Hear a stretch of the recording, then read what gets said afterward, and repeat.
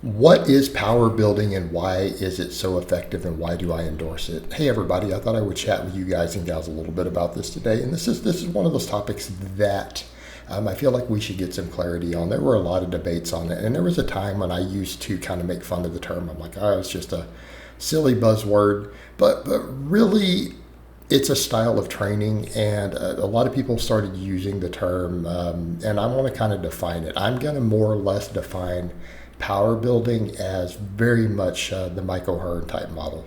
Most people know who he is. And he does his power bodybuilding thing. And quite frankly, since I've switched over to this style of training, my physique has greatly improved, having come from a powerlifting background.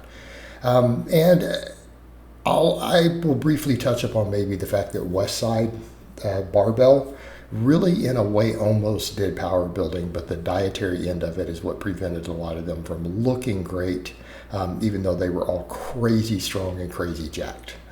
So again, there were some issues from it in terms of the aesthetic side because of that. But the idea of power building itself is essentially trying to combine certain ideas of powerlifting, which is focusing on maxing on the big three, right? Getting as strong as you can on the big three lifts, the squat, bench, and deadlift, and then filling in everything with bodybuilding work. And that sort of approach, if you look at it from, say, the power bodybuilding approach that someone like Mike does, what are we talking about? A very, very small amount of heavy work with the squat, bench, and deadlift, like down in the 1 to 3 rep range. Now, the way I often do it is literally one set. Okay. So I personally have drifted in this direction with my training, and I'll briefly discuss what I've been doing with my training as far as it goes. But I've also done this with clients over time as well. But the idea here is to really just do a bodybuilding routine. Even on conjugate back in the day, I used to tell people that if your accessory work on conjugate looks like a bodybuilding routine, you were probably not far off. Of course, then you're doing max work and speed work and all that first. This is a more simplistic version of that idea, though. Is to come in and do heavy work it's like a body part type split on your big lifts, very small amount of it, and then just literally treat all of your other training like a serious bodybuilding routine. In other words, if you looked at it, the routine would look like something that came out of the bodybuilding magazines in the 90s or the 2000s, right? The way all the pro bodybuilders were training, which would be, reasonable amount of volumes of big movements and isolation movements in the 8+ rep range. 8 to 20 reps mostly. So that sort of approach, okay? And if you look at the way guys like Michael Hearn have done it, and this is one reason I have incorporated some of this. I used a lot of these ideas already myself, but I did make that observation, and you can dislike that guy all you want for his marketing, the fake natty thing. You can dislike all of that. You can dislike the marketing, the scam marketing. Put that aside, the guy has the recipe. The guy's in his 50s and can incline bench over 400 pounds in his 50s, and he looks like a Greek god still. The guy is lean and jacked year-round and crazy strong in his 50s. Okay.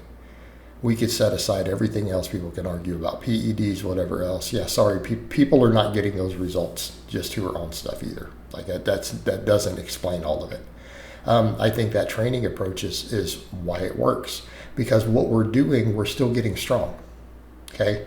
But it's understanding the idea that we can only handle a small amount of heavy work. Why do so many powerlifters get knocked out of the game? Excessive amounts of heavy work on the big barbell movements. Not because they lift heavy. Plenty of people have longevity in the game who've deadlifted 700-800 pounds. Like, that's not the problem. Too much of it. Beating themselves into the ground over and over and over. Instead of saying, look, if I just do just enough of it to keep my strength going up, it can comprise literally 4 or 5% of my total training. Okay? Then we come over to the point of they always knew that even at Westside and other places, all the accessory work is really what makes you strong in the long term, because getting bigger makes you strong. It raises your strength ceiling massively. In other words, the high rep tricep extensions will eventually bring your bench up. Okay? So here's then the idea, the philosophy behind this. You bodybuild. You bodybuild. Your training routine really is just bodybuilding with a small amount of heavy work on the classic lifts. And that is important. We use the classic lifts. People say, why? Those aren't the be-all, end-all, but they are. They are the be-all, end-all because that is the most popular strength sport. It is the largest sport in the world and most popular sport in the world by which we measure strength. Strength meaning the production of force against an external object. So yes, technically in terms of measurements of absolute strength, we have more data and more competitors and more information to compare people around the world on those three lifts than any other lift. So yes, if your goal is to be strong and be accepted as being strong, being good at standardized lifts with strength standards in place is a very good idea. So yes, it absolutely makes sense to use those three. Because of that metric, yes, they are technically the be-all, end-all, because kind of as a whole strength world and as a lifting world, we've kind of decided for whatever reason that's the most popular strength sport by which we measure it. Therefore, that is the standard we have set. The fact that they're arbitrary lifts with an arbitrary range of motion is irrelevant to that fact. It's still the benchmark we have set. Okay? So if you do that, you're going to be strong. You're going to be considered strong if you've got big lifts. All right, anyone who can bench 350 and squat 500 pounds, no one's going to question if they're a strong person or not. Okay? Never. They're strong. All right. So then everything else you would do is just to get jacked and to build symmetry and proportion and do curls and bring up all the heads of all your muscles. Just come in and get jacked and work everything with relatively high volumes, pretty high intensity, and just complete physique building. And it works. This whole combination works, and it works extremely well because we don't really get beat up. Okay, we don't get beat up because the heavy work is just small enough to keep us getting stronger without destroying our joints and tendons. And then we support that strength gain by just getting jacked.